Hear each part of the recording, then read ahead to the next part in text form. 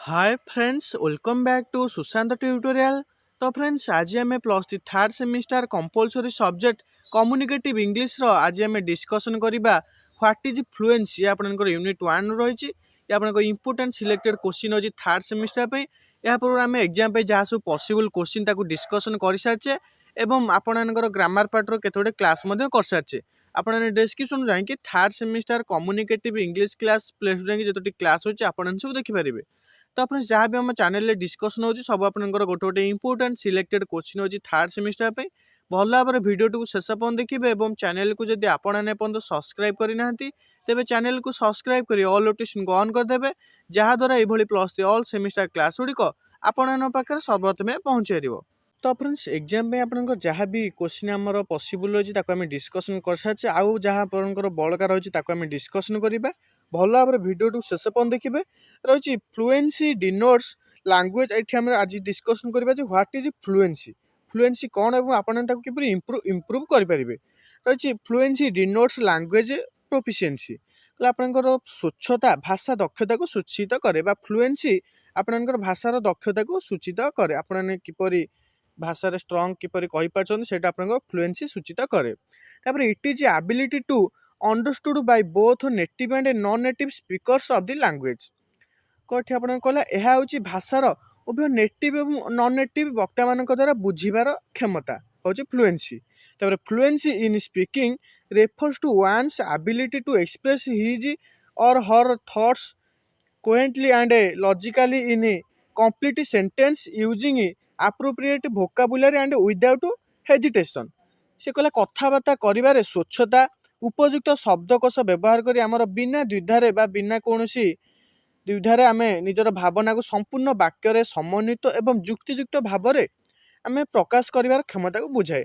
आमे गोटे कथबार्ता आमे किपरि पूरा क्लीयरली कहि परिबा उपयुक्त वर्ड व्यवहार करी एवं बिना कोनोसी द्विधारे आमे किपरि निज वाक्य को आमे प्रकाश करि परिबा ताको हमर कहा जाय फ्लुएंसी। तो फ्लुएंसी आपनकर the following are some tips to improve fluency. तो फ्लुएंसी कौन आपने जानले जे फ्लुएंसी होची हमर भाषा होची गोटे दक्षता को सूचित करे। आम किपरि कहि पारछे ताको हमर फ्लुएंसी सूचित करे। तापरे कथाटा आमर किपरि जेंति फ्लुएंसी रहिबो से आमर केमिति जणा पड़े ना उपयुक्त आमे शब्द व्यवहार करिबा तापरे बिना कोनोसी द्विधारे भावना को संपूर्ण रूप से प्रकाश करने को फ्लुएंसी कहा जाए। तापर फ्लुएंसी को किपरि इम्प्रूव करा जिवो आपनकर एठी देइछि किछि टिप्स। फर्स्ट टिप्स रही use a variety of linkers to organise and link ideas. कहले आपनकर जो आइडियाज को बा धारणा को संगठित एवं लिंक करने को विभिन्न लिंकर व्यवहार करंतु। आपन किपरि आपन निजर भावनाटा को किपरि प्रकाश करेंगे से आपन विभिन्न प्रकार लिंकर जमती आपनकर रहिला एंड बट ये आपनकर विभिन्न शब्द व्यवहार करेंगे निजर आपनकर भावनाटा को प्रकाश करने पे जहाँद्वारा आपने जदि आपनकर कौटी कौन शब्दटी मन न पड़े आपन से लिंकर गुड़ी को यूज करेंगे जमती आपनकर एंड हो बट हो ये आपने व्यवहार करेंगे। तापर speak confidently for a long stretches of time. कहले आपने दीर्घ समय पर्यंत आत्मविश्वास कहवा जो आपने कौन वर्ड बा सेंटेंस कहते आपने कॉन्फिडेंट सहित कहबा दीर्घ समय पे कहबे। तापर रही थर्ड रही tips say things in a different way to avoid saying the same thing twist.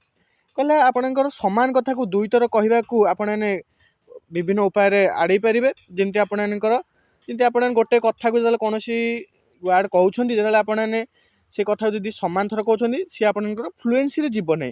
Fluency आपने कह जो कथा आप समान थर कहते आपने कहे ना भिन्न उपाय आपने कथा कहे से कथाटा को। तापर avoid repeating content words and repeating phrases. कहले आपनकर विषय वस्तु शब्दर पुनरावृत्ति एवं वाक्यांश गुड़िकर पुनरावृत्ति को दूरे कहवा। आपन कौन विषय वस्तु रही से विषय वस्तु आपनकर पुनरावृत्ति करेंगे ना। तापर शब्द गुड़िकर पुनरावृत्ति आपनकर जो रही करेंगे ना। तापर यूज सिनोनिम्स एंड और रिफ्रेशिंग लैंग्वेज जमती pronouns this that it those etc to avoid repeating things. कहले आपनकर शब्द गुड़िकर पुनरावृत्ति न होगापी समार्थक एवं रेफरेन्स भाषा बा लैंग्वेज को व्यवहार करंतु। ये आपनकर प्रोनाउंस दिस दैट एगुड़ी को आपने व्यवहार करेंगे जमती आपनकर कौन शब्द गुड़िकर पुनरावृत्ति हेब ना। तापर अवॉइड रेगुलर हेजिटेशन और pausing for too long more than 3 seconds when searching for words and expression। କହିଲେ ଆପଣ ଯେତେବେଳେ ଶବ୍ଦ ଖୋଜିଥାନ୍ତି, ଯେତେବେଳେ କୌଣସି କଥା କହିବାକୁ ଗଲେ ଯେତେବେଳେ ଆପଣଙ୍କର କିଛି ଶବ୍ଦ ଖୋଜିଥାନ୍ତି, ସେତେବେଳେ ଆପଣ କ'ଣ ନା ଅଧିକ ସମୟ ନେବେ ନାହିଁ।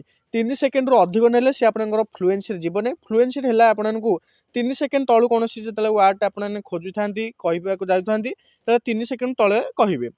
ତାପରେ ଆପଣଙ୍କର ଲାଷ୍ଟ ପଏଣ୍ଟ ରହିଛି, for non native speakers of English one should think in English and talk in English to continue fluency and avoid translation from local language. ତ ଏଠି ଆପଣଙ୍କୁ କହିଲା ଜଣେ ନନ୍ ନେଟିଭ୍ ବକ୍ତା ପାଇଁ ଜଣେ ଇଂରାଜୀରେ ଚିନ୍ତା କରିବା, ଇଂରାଜୀରେ କଥାବାର୍ତ୍ତା କରିବା ଉଚିତ ଏବଂ ଆପଣଙ୍କର ସ୍ୱଚ୍ଛତା ଜାରି ରଖିବା ଏବଂ ଆପଣ ଯେଉଁ ଲୋକାଲ ଲାଙ୍ଗୁଏଜ ରହିଛି ସେଠୁ ଆପଣମାନେ ତାକୁ କମ୍ ୟୁଜ୍ କରିବେ। ତ ଏଇଥିଲା ଆପଣଙ୍କର ଫ୍ଲୁଏନ୍ସି କ'ଣ, ତାକୁ ଆପଣମାନେ କିଛି ଇମ୍ପ୍ରୁଭ୍ କରିପାରିବେ। ତାର କେତେ ଗୁଡ଼ିଏ ଟିପ୍ସ ଗଲା। ୟୁଜ୍ ଏ ଭେରାଇଟି ଲିଙ୍କର୍ସ, ଆପଣମାନେ ଯେଉଁ ଆଣ୍ଡ ବଟ୍ ଯେତେବେଳେ ବାକ୍ୟଟି କହୁଛନ୍ତି ଆପଣମାନେ ଏଗୁଡ଼ିକୁ ୟୁଜ୍ କରିବେ। ତାପରେ ବିକଜ୍ ଏଗୁଡ଼ିକୁ ଆପଣମାନେ ୟୁଜ୍ କରିବେ। ତାପରେ ସ୍ପିକ୍ କନଫିଡେଣ୍ଟଲି, ଆପଣମାନେ ଆତ୍ମବିଶ୍ୱାସର ସହିତ କିଛି ଅଧିକ ସମୟ ପାଇଁ କଥାବାର୍ତ୍ତା କରିବେ। ତାପରେ ସେ things in a different way to avoid ସେଇଂ, ତ ଆପଣଙ୍କ ଯେଉଁ ସମାନ କଥାକୁ ଆପଣମାନେ ଆଭଏଡ୍ କରିବେ ଏବଂ କିଛି ଭିନ୍ନ କଥା କହିବେ। ତାପରେ avoid repeating contents words and repeating phrases, ତ ଆପଣଙ୍କର ଯେଉଁ ବିଷୟବସ୍ତୁ ଶବ୍ଦର ପୁନରାବୃତ୍ତି ଏବଂ ବାକ୍ୟାଂଶ ଗୁଡ଼ିକୁ ପୁନରାବୃତ୍ତି କରିବେ ନାହିଁ ବା ଦୂରେଇ ରହିବେ ସେଥିରୁ। ତାପରେ ଆପଣଙ୍କର use synonyms and or rephrasing language, ଯେମିତି ଆପଣଙ୍କର ଯେଉଁ ବାକ୍ୟର ଶବ୍ଦ ଗୁଡ଼ିକ ପୁନରାବୃତ୍ତି ନ ହେବା ପାଇଁ ଆପଣମାନେ ପ୍ରୋନାଉନ୍ ୟୁଜ୍ କରିବେ, ଦିସ୍ ଦ୍ୟାଟ୍ ଇଟ୍ ଦୋଜ୍, ଏଇ ଶବ୍ଦ ଗୁଡ଼ିକୁ ୟୁଜ୍ କରିବେ। ତାପରେ avoid regular hesitation and pausing for too long, ତ ଆପଣ ଯେତେବେଳେ କୌଣସି ୱାର୍ଡ଼ କହୁଛନ୍ତି ବା କୌଣସି ସେଣ୍ଟେନ୍ସ କହୁଛନ୍ତି ଆପଣମାନେ ଶବ୍ଦ ଖୋଜିବା ସମୟରେ 3 ସେକେଣ୍ଡରୁ ଅଧିକ ନେବେ ନାହିଁ। ତାପରେ ଆପଣମାନେ ଯେତେବେଳେ ଇଂରାଜୀରେ ସବୁବେଳେ ଚିନ୍ତା କରିବେ, ଇଂରାଜୀରେ କଥାବାର୍ତ୍ତା କରିବେ ଏବଂ ଫ୍ଲୁଏନ୍ସି ଜାରି ରଖିବେ। ତାପରେ ଆପଣଙ୍କର ଯେଉଁ ଲୋକାଲ ଲାଙ୍ଗୁଏଜ ସେଠୁ ଆପଣମାନେ ଦୂରେଇ ରହିବେ। ଯାହାଦ୍ୱାରା ଆପଣଙ୍କର ଏଇ ସବୁ ଟିପ୍ସକୁ ଆପଣ ଯଦି ବ୍ୟବହାର କରୁଛନ୍ତି ଆପଣଙ୍କର କଥାବାର୍ତ୍ତା ବା ଆପଣଙ୍କର ଫ୍ଲୁଏନ୍ସି ରହିପାରିବ ଏବଂ ଫ୍ଲୁଏନ୍ସି ଆପଣଙ୍କର ଇମ୍ପ୍ରୁଭ୍ ହେଇପାରିବ। ତ ଏ ଥିଲା ଆପଣଙ୍କର ହ୍ୱାଟ୍ ଇଜ୍ ଫ୍ଲୁଏନ୍ସି ଏବଂ ଆପଣମାନେ କିପରି ଏହାକୁ ଇମ୍ପ୍ରୁଭ୍ କରିପାରିବେ। କେତେ ଗୁଡ଼ିଏ tips, most important selected question ରହିଛି, ଆକୁ ଆପଣ ନୋଟ୍ କରି ଲେଖିଦେବେ। ଆଶା କରୁଛି ଭିଡ଼ିଓଟି ଆପଣଙ୍କ ପାଇଁ କିଛି ହେଲ୍ପଫୁଲ୍ ରହିଥିବ। ତ ଭିଡ଼ିଓଟି ଗୋଟେ ଲାଇକ୍ କରିଦେବେ ଏବଂ ଯେଉଁ ସାଙ୍ଗମାନେ ଆପଣଙ୍କର କ୍ଲାସ୍ କରିପାରୁନାହାନ୍ତି ସେମାନେ ପାଖକୁ ଭିଡ଼ିଓଟି ନିଶ୍ଚୟ ସେୟାର କରିଦେବେ, ଯାହାଦ୍ୱାରା ସେମାନେ ମଧ୍ୟ ଇମ୍ପୋର୍ଟାଣ୍ଟ କ୍ଲାସ୍ରେ କରିପାରିବେ। ଆମ ଚ୍ୟାନେଲରେ ଏଥିକ୍ସ ଆଣ୍ଡ ଭ୍ୟାଲୁଜ୍ର କ୍ଲାସ୍ କମ୍ପ୍ଲିଟ୍ ହୋଇସାରିଛି 3rd ସେମିଷ୍ଟାର ପାଇଁ ଏବଂ ଅନ୍ୟ ଅନର୍ସ ଗୁଡ଼ିକର କ୍ଲାସ୍ ମଧ୍ୟ ଚାଲିଛି। ଆପଣ ଡେସ୍କ୍ରିପସନ୍କୁ ଭିଜିଟ୍ କରିକି ସେ କ୍ଲାସ୍ ଗୁଡ଼ିକ କରିପାରିବେ। ତ ଫ୍ରେଣ୍ଡସ୍, ଭିଡ଼ିଓଟି ଏଇଠି ରଖିବା। ଧନ୍ୟବାଦ।